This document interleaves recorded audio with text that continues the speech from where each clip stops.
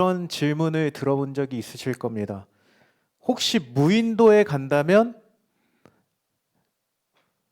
무인도에 한 명을 데려간다면 누구를 데려가시겠습니까? 누구와 함께 하시겠습니까? 여러분, 살다 보면 꼭 한 번씩 들어보는 질문인데, 여러분은 누구를 데려가실 건가요? 아니면 무엇을 가져가시겠습니까? 옆에 사람 한번 바라보겠습니다. 옆에 사람. 딱 보고 다시 앞에 보시고, 이 사람이라면 내가 무인도에 함께 갈 수 있겠습니까, 여러분?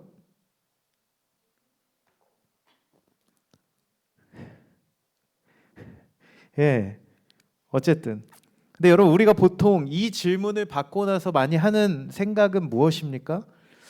내가 무인도에 갔을 때 이곳에서 내가 생존하는 데 필요한 것이 무엇인지, 마지막까지 내가 꼭 챙겨야 될 것은 무엇인지, 그리고 이 사람이 있으면 정말 내게 도움이 될 것인지, 이러한 것들을 생각하게 됩니다. 여러분, 예를 들어서 제가 못하는 게 좀 있습니다. 뭐 많지만 그 중에 수영을 못해요. 물에 뜨긴 합니다. 근데 수영을 못하기 때문에 제가 수영을 하고 잠수를 해서 무인도에서 물고기를 잡을 수 있다 없다? 없다는 거예요. 그럼 누구를 데려가야 돼요?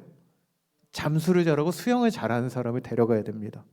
또 여러분, 제가 벌레를 굉장히 무서워합니다. 부끄럽지만. 그래서 제가 옛날에 저희 집에서, 신혼집에서 바퀴벌레가 한번 나온 적이 있는데 누가 잡았을까요? 정답. 제 아내가 잡았어요.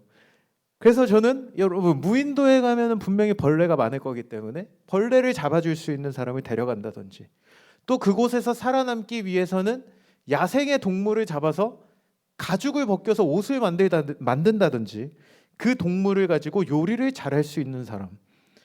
뭐 또는 나는 이런 거 다 잘해. 수영도 잘하고 벌레도 잘 잡고 요리도 잘하고 그냥 동물 잡으면 후루룩 하면 그 가죽이 옷이 된다 라는 어떤 사람들은 그냥 다 필요 없고 내 모험의 지루함을 달래줄 뭐 그런 사람들만이 있으면 돼 라고 생각을 한다든지. 여러분 각자만의 생각이 있을 겁니다. 근데 여러분, 여기서 중요한 것은 무엇입니까? 결국에는 나의 이 부족함을 채워줄 동반자를 찾는 것이고, 그런 사람과 함께 할 때 우리는 스스로의 한계를 극복할 수 있게 된다는 것입니다. 여러분, 근데 제가 제 인생에 살아가면서 굉장히 감사한 것이 하나 있습니다. 그것은 제가 제 인생에 저와 함께 걸어갈 동반자를 만나게 하신 사건이라고 할 수 있는데, 사진을 한번 보여주십시오. 저 오랜만에 볼까? 작아서 잘 안 보이네. 제 결혼 딱 한 달인가 앞두고 찍었던 사진인데, 뭐 다를 바 없죠. 저 지금이랑 상당히 늙었죠. 어쨌든 제 어쨌든 결혼 사진인데, 여러분, 결혼을 할 때 중요한 것이 무엇이 있을까요? 내가 배우자를 고를 때, 내가 배우자를 만날 때 중요한 것 중에 하나는 서로가 다른 사람을 만나야 된다는 것입니다. 여러분 동의하십니까? 결혼을 아직 안 해봐서 연애하는 친구들, 다른 사람을 만나야 돼요. 여러분, 나랑 똑같은 사람을 만나면 어떤 참사가 일어납니까? 예를 들어서 둘 다 늘 성격이 꿍해 있는 성격이야. 뭐만 하면 꿍해. 즐거워도 꿍하고 재미없어도 꿍하고 영화를 봐도 꿍해. 여러분, 그럼 어떻게 됩니까? 영원히 꿍한 거예요. 아무도 꿍한 사람이 없나 보네.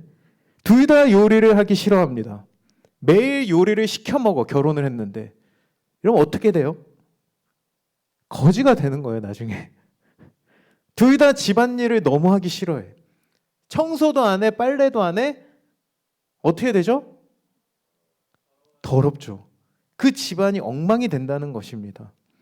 여러분, 오히려 이렇게 물론 다른 사람이 만나면은 이 다름 때문에 다투기도 하지만, 여러분, 이 다름 안에서 하나님이 맺어주신 이 부분은 그 다름 안에서 서로 맞춰가면서 점차 완성되어져 가는 것이 바로 결혼 생활이라고 할 수 있습니다.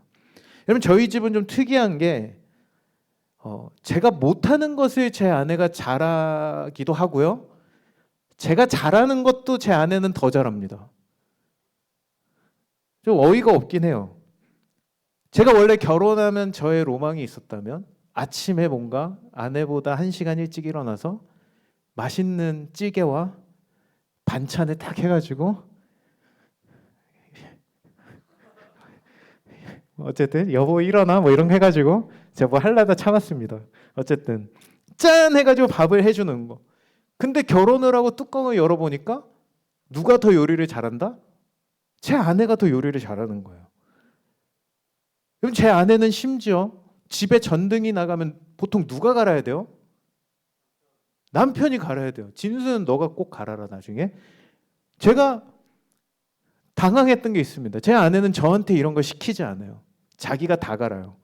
뭐가 고장나면 자기가 다 사다 고칩니다. 와, 결혼 잘했죠 여러분. 능력자예요. 심지어 또 컴퓨터 전문가예요. 제 아내가 앱 개발자거든요. 그래서 컴퓨터를 잘하는 정도가, 저는 결혼할 때 깜짝 놀랐습니다. 세상에 이런 키보드가 존재한다는 것을. PC방에서 보던 것보다도 한 단계 높은 등급의 그 엄청 뭐야 이게 하면서 다다다다닥 하면서 막 되게 멋있더라고요 키보드가. 막 그런 걸 가지고 오는 거예요. 맛집을 검색해도 제가 1시간 동안 찾아도 못 찾는 맛집을 1분 만에 찾아서 여기 가자 그래 이러고 남자와 여자가 바뀐 느낌으로. 이게 이제 저의 아내인데, 근데 뭐 이렇게 얘기하다 보면 참 저는 굉장히 무능력한 사람이 아닌가. 아니에요라고 좀 해주시면 참 좋겠습니다. 아니에요. 예, 어쨌든 여러분 감사하게도 제 인생을 제가 이 시점에 돌아보면 제 인생의 한계치보다 저를 한 단계 끌어올려주는 삶을 살게 하는 원동력이 바로 제 아내였다라는 것을 이제 와서 고백할 수 있는데, 여러분 이처럼 인생의 동반자가 누구인가는 우리의 삶에 매우 중요한 영향을 끼친다는 것을 여러분 우리는 기억해야 됩니다. 유명한 변증가인 C.S. 루이스는 고통의 문제라는 책에서 이러한 이야기를 했어요. 한번 띄워주시겠어요? 제가 혹시 구절을 보내드렸나요? 제가 읽어드리겠습니다. 암벽 등반에 사용하는 밧줄은 위험 시에 자신의 생명을 지탱하는 생명줄이다. 물건을 포장하는 종이로 만든 줄을 자신의 암벽 등반의 밧줄로 사용하는 사람은 아무도 없을 것이다 라고 이야기를 합니다. 여러분 암벽 등반에 사용하는 밧줄은 어떤 밧줄입니까? 혹시라도 내가 미끄러지거나 넘어지거나 절벽에 낭떠러지에 떨어질 때 그것을 지탱해 줄 내 몸무게. 여러분 몸무게 몇 킬로예요? 안 걸리네. 왜 어쨌든 한 70kg 정도 된다고 했을 때 남자 기준. 여러분 그 몸무게를 지탱해 줄 만큼의 튼튼하고 강력해야 되기 때문에 여러분 우리가 이 밧줄을 챙기는 것은 암벽 등반에서 굉장히 중요한 요소예요. 점검하고 또 점검해야 되는 우리의 그 필수적인 동반자라고 할 수 있습니다.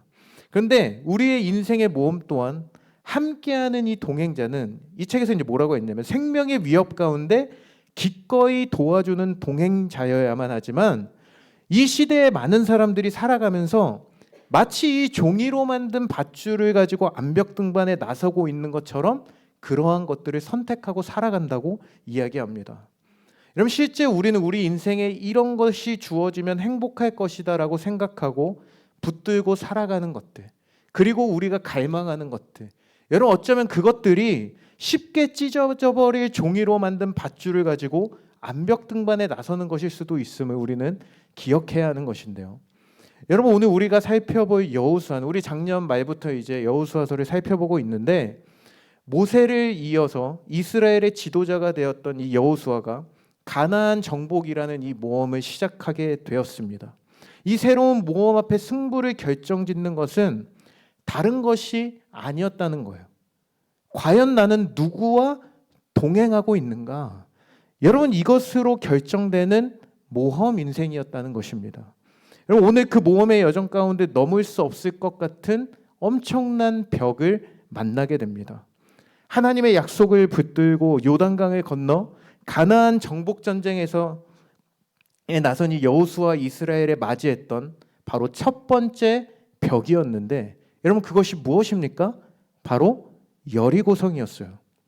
저는 오늘 이 말씀을 우리가 함께 살펴볼 때 이 말씀이 2024년도를 시작하며 각자가 마주하게 되는 첫 번째 문제 앞에서 한계를 넘어 믿음의 돌파를 이루는 은혜의 시작이 되기를 간절히 소망합니다. 여러분, 오늘 본문의 여리고 전투의 상황을 보면은 이스라엘에게는 굉장히 불리한 싸움이 될 수밖에 없는 상황이었다는 거예요. 현재 이스라엘 백성들이 마주하고 있는 여리고는 당시의 전투의 첫 상대라고 했을 때 굉장히 어려운 상대였습니다. 여러분, 월드컵에서 다른 팀 다 만나도 누구는 만나면 안 된다는 얘기가 있죠?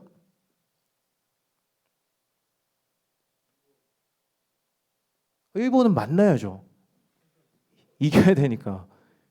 누굴 첫 경기에 만나면 안 돼요? 여긴 축구가 없나요? 브라질. 와, 브라질을. 여러분, 여러분 월드컵 첫 경기에서 브라질을 만나면 큰일 난다는 거예요. 우리가 브라질을 만났었잖아요. 근데 어쨌든 여러분, 이 여리고성의 존재는 마치 월드컵의 첫 경기에서 브라질을 만난 것과 같은 수준의 난공불락과 같은 곳이 바로 여리고성이었다는 겁니다. 물론 이 여리고성은 너무 그렇게 큰 성읍은 아니었습니다. 제가 사진을 가지고 왔는데 이런 식으로 생겼어요. 폭이 한 200에서 220m 정도 되고 길이가 한 80에서 100m 정도 되는 수준의 성이었다고 볼 수 있는데, 여러분 실제로 이 성의 둘레만 놓고 보면은 한 10분에서 20분 정도 열심히 걸어가면은 한 바퀴를 돌 수 있는 그 정도 거리였어요. 그리고 현재 이스라엘이 머물고 있는 길갈이라는 곳에서 출발해서 여리고성을 돌면 한 2시간 정도면 한 바퀴를 돌아올 수 있는 거리였습니다. 근데 여러분, 이 성은 지리학적으로 가나안 땅의 이 중부 지역에 위치한 굉장히 중요한 위치에 자리하고 있었고, 실제 이 가나안은 여러 개의 조그마한 도시국가의 형태로 구성이 되어 있었기 때문에 그들이 위기를 만나면 무엇을 했냐면 서로 연합을 하기 시작한 거예요. 연합해서 대항하는 형태로 지역을 사수했기 때문에 이 이스라엘이 오늘 여리고에 도달했을 때에는 이미 이 가나안은 엄청난 대배태세를 하고 있었다고 많은 주석가들은 이야기를 하고 있습니다. 근데 실제로 이 성경에 보니까 여호수아 2장 10절과 5장 1절을 보니까 이렇게 말씀하고 있어요. 이미 그 가나안 땅의 사람들, 여리고의 사람들은 이스라엘이 홍해를 건너고 아모리 사람의 두 왕들을 진멸시켰던 일과 함께 최근에는 요단강을 마른 땅으로 건너왔다는 그 사실을 모두가 다 알고 있었다는 겁니다. 그래서 그들은 아예 이스라엘이 접근하지 못하도록 모든 통로를 차단하면서 방어 태세를 갖추고 있었다는 거예요. 게다가 외적인 규모 자체는 크지가 않았지만 여러분, 이 여리고성의 성벽을 보면 아까 사진에도 보았듯이 2개의 성벽으로 구성되어진 이중 성벽 구조의 성이었다는 겁니다. 근데 외벽의 두께는 자그마치 6m, 내벽의 두께는 4m 정도의 두께여서 당시에 이스라엘이 가지고 있었던 어떠한 무기로도 이 성벽을 무너뜨리는 것은 가능했다, 불가능했다? 불가능했다는 거예요. 근데 어떻게 이렇게 그냥 막 성벽을 좀 상처를 준다 하더라도 우리 동희 같은 친구가 들이박아가지고 내 머리가 깨지든 성벽이 깨지든 좀 부셨다 칩시다. 그런데 그러고 나서도 그 다음에 4m에 달하는 두꺼운 벽이 등장할 정도로 여러분, 이게 이기기 힘든 요새와 같은 곳이 여리고성이었다는 겁니다. 그런 가운데 철통 방어를 하고 있었기 때문에 오늘 이스라엘이 마주한 이 여리고는 사실 그들의 힘으로 넘을 수 없는, 그들의 한계선을 넘어서는 어떠한 전쟁이었다는 거예요. 여러분, 근데 그럼에도 불구하고 그런 상대를 넘어서기 위해서는 어떻게 해야 됩니까? 우리가 브라질을 만났을 때 굉장히 그래도 선전을 할 수 있었던 이유는 무엇입니까? 열심히 전술을 짜고 준비하고 계획했기 때문에 졌지만 그래도 선전할 수 있었다는 거예요. 여러분, 일반적으로 이제 고대 전쟁 사회에서도 전쟁 가운데 성을 공략하는 전략이 몇 가지가 있습니다. 이제 그 중에 대표적인 3가지 방법을 제가 알아왔는데, 첫 번째는 무엇이냐면 성벽을 타고 올라가서 그냥 치고 들어가는 거예요. 그냥 성벽을 타고 올라가서 넘어가서 덤벼라 해가지고 싸우는 방법.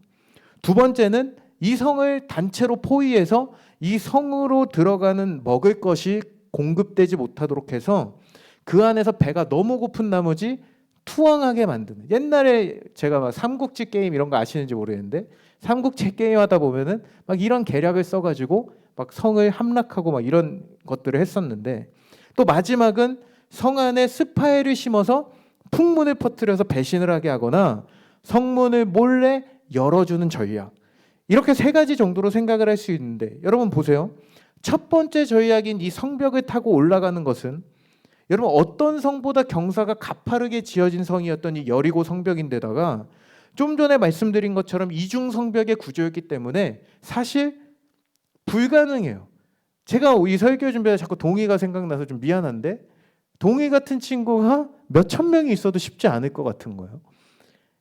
그래서 첫 번째 전술은 버린다 칩시다. 두 번째 전술은 무엇이었냐면, 뭐라고 했죠? 두 번째 전술이 식량의 공급로를 끊어버리는 것. 근데 여러분 문제가 있었습니다. 여리고의 이 식량 공급을 끊으려고 봤더니 이 성 안에 수원지가 있었고, 그래서 식수를 항상 해결할 수 있었고요. 몇 년 동안 먹고 살 수 있는 음식이 이미 이 안에 비축이 되었던 성이라는 겁니다. 그럼 결국에 이 전략도 사용할 수 없는 상태예요. 마지막으로 쓸 수 있는 카드가 뭐예요? 이 성에 스파이를 보내는 것뿐이 안 남아 있어요. 그런데 오늘 본문 1절에 보니까 뭐라고 이야기합니까? 이스라엘 자손들로 말미암아 여리고는 굳게 닫혔고 출입하는 자가 없더라. 여러분 이미 이스라엘의 전쟁 선포로 인해 이 가나안 여리고는 그 누구도 출입할 수 없는 만반의 전쟁의 준비를 하고 있었다는 거예요. 폭풍전야와 같은 그런 상황들. 다시 말해 여러분, 이런 여리고성은 어떤 전략과 어떤 만반의 준비를 한다 해도 이스라엘 스스로의 힘으로는 어떻게 할 수 없는, 여러분 이스라엘이 이 가나안 정복의 첫 시작부터 마주한 굉장한 장애물이었고, 이것이 그들의 인생의 한복판에 놓여져 있었다는 것입니다. 사랑하는 여러분, 2024년이 벌써 시작하고 보름이나 지났어요. 오늘 보니까 벌써 1월 14일이죠. 1월 14일이 되었는데 여러분 어떻습니까? 우리가 올해 시작할 때 커다란 희망과 소망을 품고, 저도 송구영신 예배 때 그 딱 12시가 될 때 딱 화면에 막 2024 바바박 이렇게 막 나오는데 괜히 제 마음이 설레더라고요. 와, 벌써 24년 또 한 살 먹었네. 근데 즐거웠어요, 어쨌든. 그리고 또 연말에 연초에 친구들과 여행도 가고 파티도 하고, 근데 그럴 때는 우리가 몰랐지만 막상 삶의 현실로 우리가 돌아와서 우리가 다시 한번 우리의 인생을 보니 우리를 전진하지 못하게 하는 여리고가 떡하니 가로막고 있지는 않으십니까? 근데 여러분 여기서 우리가 기억해야 될 것은, 하나님께서 오늘 우리 인생의 한계에 부딪히게 하는 여리고를 만나게 하신 이유는, 심지어 오늘 이스라엘 백성처럼 첫 번째 상대부터 가장 힘든 상대를 허락하시는 이유는 하나님이 우리를 버리시거나 우리를 사랑하지 않으셔서가 아니라는 겁니다. 오히려 우리 인생의 모험의 여정에 만나는 모든 이러한 장애와의 싸움은 하나님의 손에 달려있고 하나님이 진정한 우리 인생의 동반자이심을 가르쳐 주시기 위함이라는 거예요. 여러분 제가 예전에 청년들과 함께 PC방을 간 적이 있습니다. 이번 주에도 PC방을 갈 수 있었지만 갈 수가 없는 안타까움이 있었는데, 여러분 그때 가서 여러분 롤이라는 게임을 제가 처음으로 접해본 적이 있어요. 작년이었나? 재작년에. 근데 저는 사실 청년들하고 가서 이 게임을 해본 적이 없어요. 처음 해본 게임이기 때문에 제가 어떻게 했을까요? 그냥 멋 모르고 막 달려가는 거예요. 앞으로 덤벼 하면서 다 죽었어요 이러면서. 그러다 한 대 맞고 그냥 죽고. 여러분 이러한 안타까운 상황이 계속해서 반복이 되었는데, 제가 여러분 이 게임을 익히려고 혼자서 온라인에 또 접속을 해서 연습 삼아 게임을 한번 해봤어요. 근데 제가 게임을 한 지 정확히 5분 만에, 그것도 저희 편이 채팅방에다 뭐라고 이야기를 했냐면 굉장히 상처예요. 차마 입에다 담을 수 없는 욕을 한 거예요. 정확히 표현을 하자면 XX X 못해. 여러분 그냥 상상하시면 됩니다. 그래서 제가 굉장히 상처를 받은 거예요. 와. 근데 여러분 제가 사실 이걸 잘 못해서, 근데 혹시 그 사람 이 자리에 있는 거 아니죠? 제가 잘 못해서 자꾸 죽을 위기 앞에 놓이지만, 여러분 제가 같이 편을 먹었던 청년들은 굉장히 강력한 거예요. 와, 얘네는 밥만 먹고 진짜 게임만 했나 할 정도로 너무나 강력했기 때문에 제가 위험에 처하면 대신 나타나서 상대를 때려주기도 하고 피할 길을 만들어주기도 하면서 어떻게 해야 할지를 저에게 다 안내를 해준 거예요. 막 PC방에서 막 다 들으라고, 목사님 빨리 오세요 막 이러면서, 도망가 목사님 막 이러면서.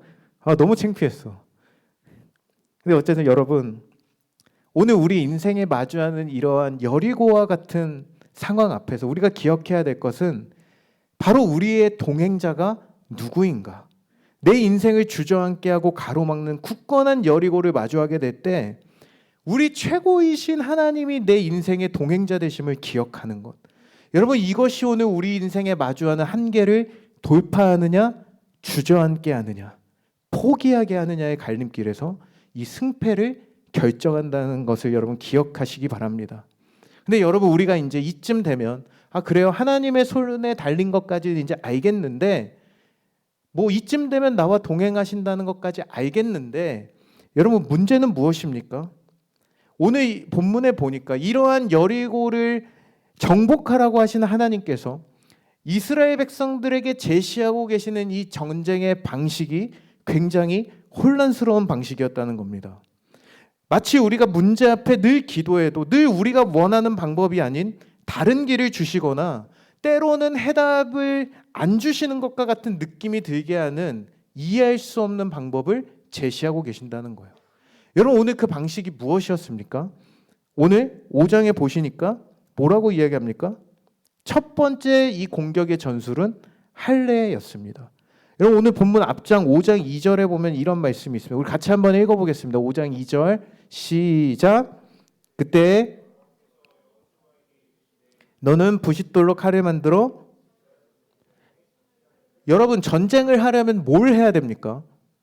어떻게 공격을 하고 어떻게 칼을 쓰고 누구를 먼저 잡고 누가 적의 대장이기 때문에 저 인간의 목을 따야 돼 라는 어떤 전술을 설명해야 되는데, 그것이 아니라 여러분 뭘 하라는 거예요? 할례를 행하라는 명령이었습니다. 여러분, 그 이유가 무엇인지 보니까 5장 4절에서 5절에 나오고 있어요. 우리 같이 한번 읽어보겠습니다. 시작. 여호수아가 할례를 시행한 까닭은 이것이니 남자 곧 모든 군사는 애굽에서 나온 후 광야길에서 죽었는데 그 나온 백성은 다 할례를 받았으나 애굽에서 나온 후 광야길에서 난 자는, 여러분 애굽에서 출애굽했을 때는 모든 남자들이 할례를 받은 상태였지만 광야 인생 가운데 새롭게 태어난 사람들은 할례를 받지 못했다는 것입니다. 여러분, 근데 지금 이 상황에 이 할례를 행하라는 것이 왜 당황스러운 것입니까? 이것을 꼭 해야 한다고 한다면 여리고를 정복한 다음에 하라고 명령을 하셔도 되는데, 여러분 당시에 의료기술이 발달한 것이 아니어서 이때 당시에 할례를 행한다는 것은 성인 남자 군인들이 전부 일주일 이상 자기 진영에 드러누워 있어야 한다는 것을 의미했어요. 여러분, 지금 적군이 앞에 놓여 있습니다. 만약에 일주일 동안 남자들이 다 누워서 꼼짝 못하는 상황이에요. 여러분, 그 첩보를 입수해서 쳐들어오면 어떻게 되는 거예요? 다 죽게 되는 거예요. 여러분, 이 어이없는 전술의 명령을 하나님은 그렇다면 왜 명령을 하셨을까요? 여러분, 이 할례가 의미하는 것이 무엇이었습니까? 하나님과 그의 백성 사이에 언약 관계를 증거하던 당시 몸의 표시였어요. 다시 말해 가나안 땅에서 가나안의 거민들과 싸워 이스라엘 백성들이 승리할 수 있는 유일한 이유는 너희가 전술을 잘 짜고 너희의 능력이 뛰어나고 너희의 스펙이 완벽해서가 아니라 바로 이 전쟁의 승패는 하나님과의 관계에 달려 있다는 거예요. 약속으로 맺어진 관계이기 때문에 전쟁에서 승리할 수 있다라는 것을 말씀해 주는 겁니다.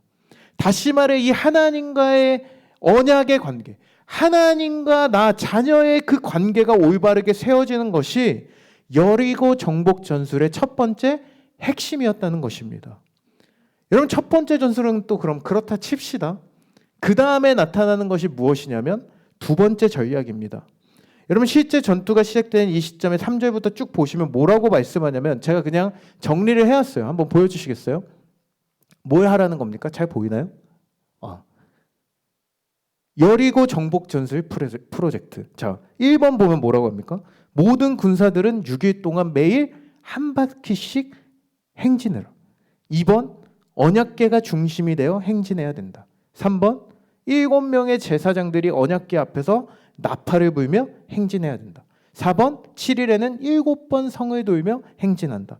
5번 7개의 양각나팔을 길게 분다.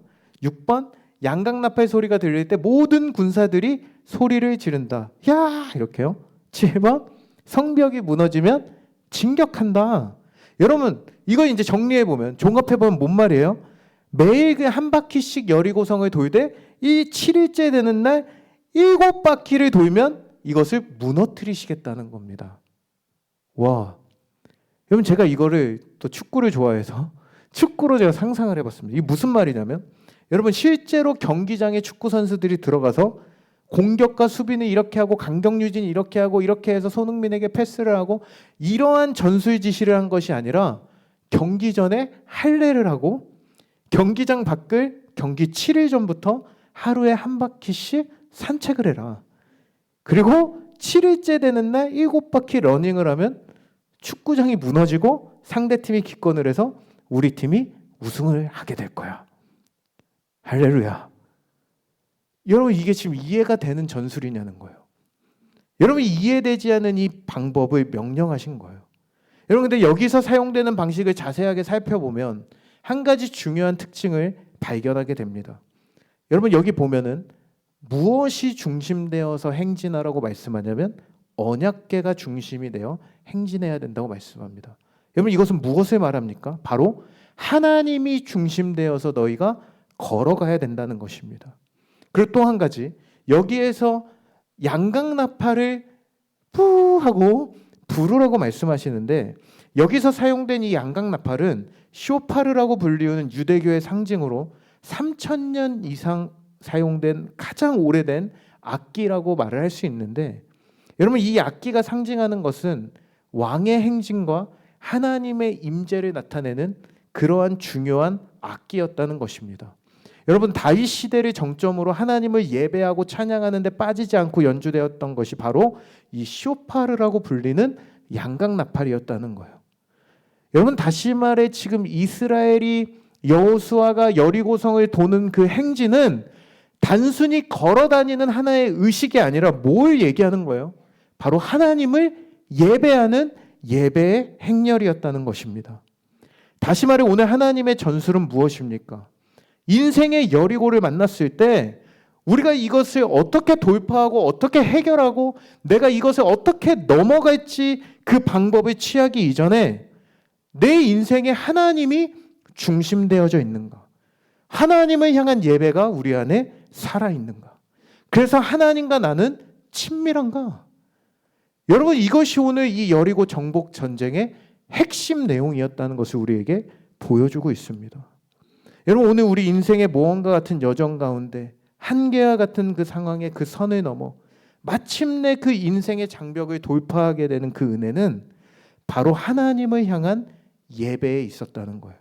관계에 대한 요구 앞에 그들이 순종할 때 여리고는 무너진다는 것을 우리에게 가르쳐주고 있습니다. 근데 여러분 이 가운데 우리는 또 질문하게 돼요. 아니 그래도 전쟁을 하는데 그래도 싸워야 되는데 무기를 준비해야지. 왜 지금 이 관계가 중요한 것입니까? 근데 그 해답이 오늘 바로 본문 2절에 나와 있어요. 여러분 2절을 우리 같이 한번 읽어보겠습니다. 시작. 여호와께서 여호수아에게 이르시되 보라 여리고와 그 왕과 용사들을. 여러분 저희가 연말에 1장에서 우리가 살펴보았을 때 주다라는 그 단어와 똑같은 뜻으로 쓰였는데 원문 성경에 보면 현재 완료로서 하나님의 차원에서 이 전쟁은 이미 성취되고 완성되고 완료된 전쟁이었다는 것입니다.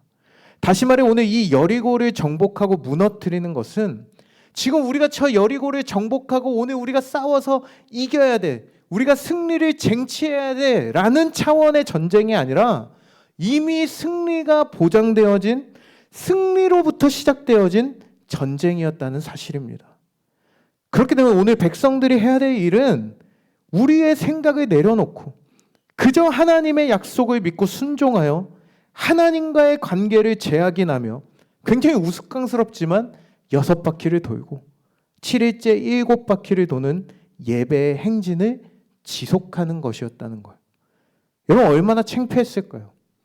성 안에서 긴장하고 있다가 보니까 이스라엘의 군대가 그냥 걸어가고 있는 거예요. 나팔을 불면서. 무슨 생각을 했을까요? 야, 쟤네 미친 거 아니야? 와. 조롱하기 시작했을 겁니다. 쟤네 뭐 하는 거야? 하하 하면서. 얼마나 자존심이 상했을까요? 그런데 여러분 그 가운데 하나님께서 하실 줄 믿고 그저 하나님을 예배하고 하나님을 그들의 행렬의 중심에 모시고 하나님과 동행하자는 그러한 하나님의 명령 앞에 순종하게 하시는 그 과정으로서 오늘 여리고를 정복할 수 있다라는 것을 하나님은 이스라엘과 오늘 우리에게 가르쳐주고 있다는 것입니다. 여러분 오늘 우리 안에 있는 수많은 문제의 여리고를 무너뜨리는 것은 우리의 생각, 우리의 능력, 우리의 어떠함, 세상에서 말하는 어떠한 그 완성된 무엇이 우리를 그것을 무너뜨리게 하는 것이 아니라 이미 우리 인생에 승리하신 하나님이 우리의 인생의 대장이 되시기 때문에 그분을 따라가며 우리는 이미 승리한 사람을 바라보게 되는 것이 우리의 인생이 된다는 것. 여러분 저는 오늘 이것을 믿으시는 저와 여러분 되기를 간절히 소망합니다. 여러분 그렇기 때문에 우리 앞에 어떠한 문제들이 놓였을지라도 그 하나님이 나의 하나님 되시고 여러분 죄로 인해 우리와 멀어져 버린 그 하나님과 우리의 그 관계를 예수 그리스도의 그 십자가의 은혜로 다시 한번 여러분 우리를 아버지와 딸의 관계, 요새 제가 육아를 하면서 진짜 이 아이와의 관계가 돈독해지는 그 놀라운 그 신비를 경험하고 있습니다. 여러분 그러한 관계를 십자가에서 회복시켜 주신 그 주님, 여러분 그 주님이 이미 승리하신 줄 믿습니다.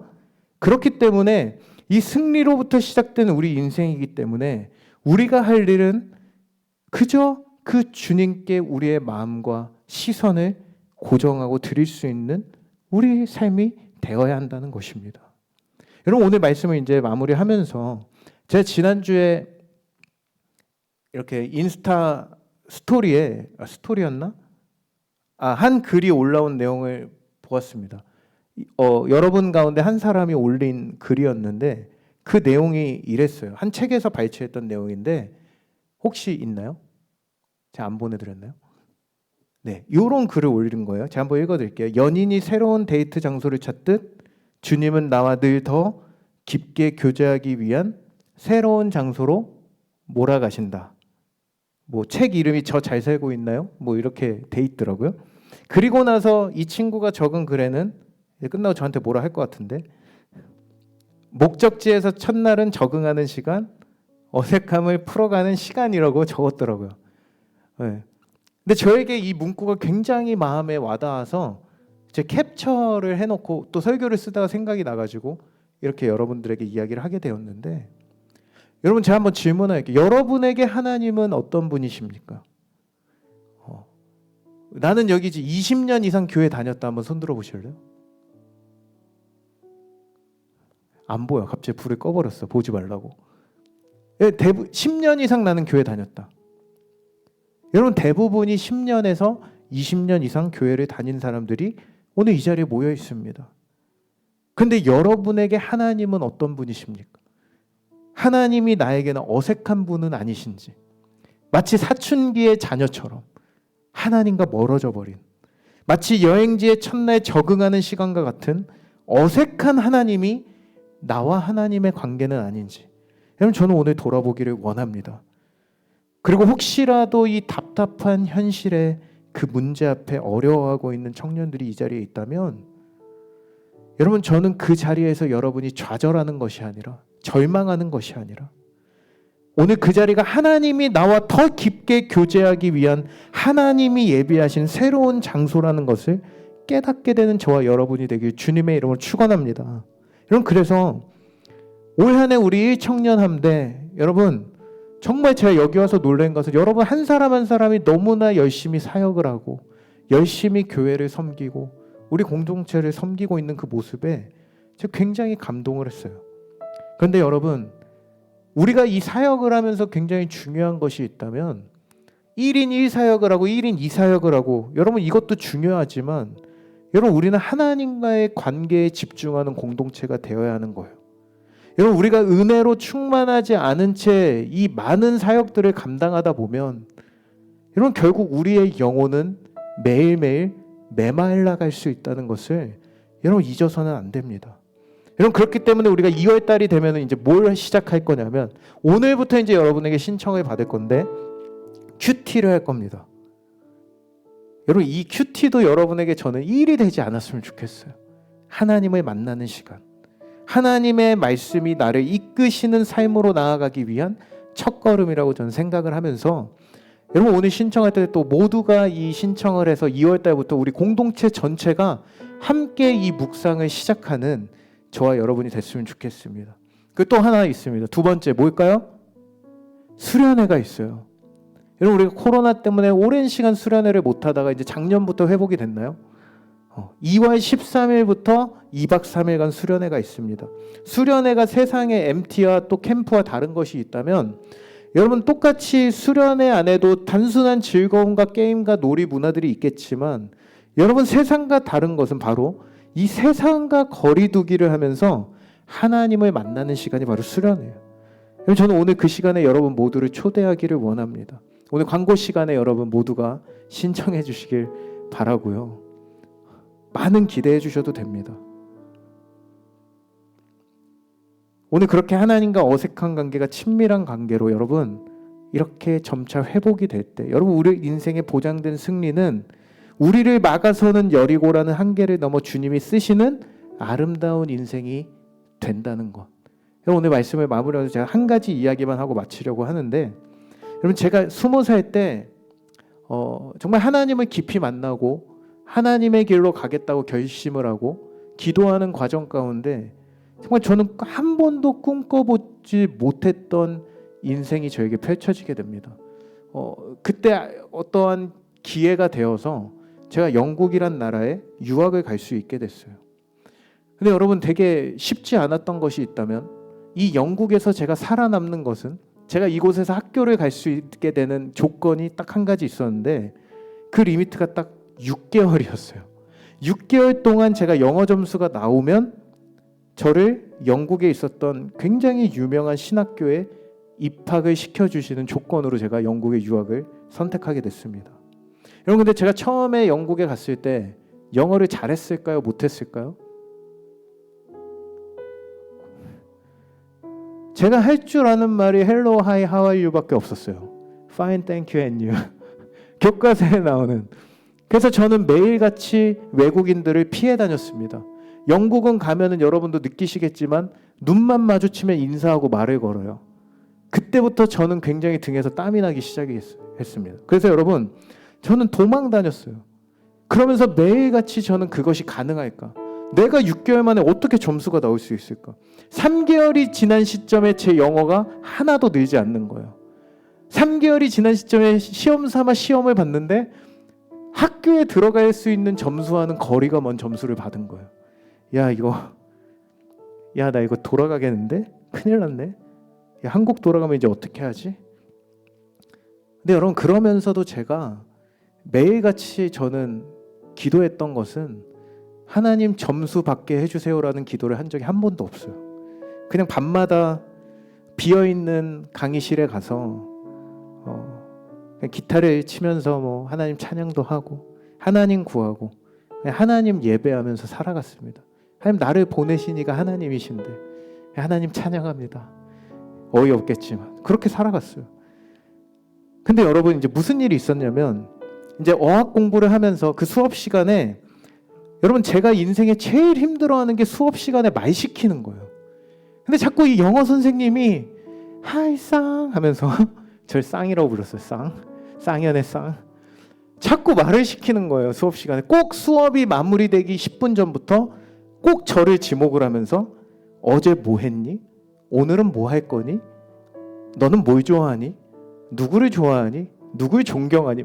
이러한 질문들을 매 수업 끝날 때마다 저한테 했던 거예요.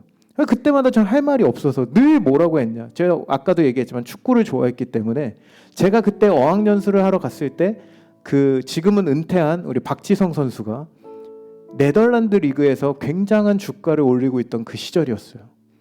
그래가지고 늘 저는 뭘 했냐. 어제 뭐 했니? 축구를 했습니다. 오늘 뭐 할 거니? 친구들과 축구를 할 겁니다. 넌 누굴 좋아하니? 축구 선수 박지성을 좋아합니다. 누굴 존경하니? 박지성을 존경합니다. 저의 6개월 동안의 모든 질문의 대답은 축구 이야기 아니면 박지성에 대한 이야기였어요. 여러분 그렇게 이제 6개월이 지나고요. 제가 영어 시험을 딱 봤는데 여러분 결과가 어떻게 됐을까요? 점수가 나왔을까요? 안 나왔을까요? 뭐라도 좀 찍어서 얘기 좀 해줘봐요. 나왔을까 안 나왔을까? 점수가 안 나왔어요. 입학 조건에 모자라는 점수를 맞은 거예요. 여러분 그래서 제가 절망했습니다. 이제 난 한국 돌아가기 전에 그래 유럽 여행이라도 죽어라 하자 하고 이제 막 어떻게든 막 여행 계획을 세우고 막 그러고 있었는데 그럼 갑자기 어느 날 학교에서 저한테 전화가 온 거예요. 저한테 면접을 보고 싶다고 갑자기 전화가 온 거예요. 생뚱맞게. 그래서 여러분 제가 이게 웬일이야 하고 면접장에 들어갔어요. 기도하는 마음으로 주님 살려주시옵소서.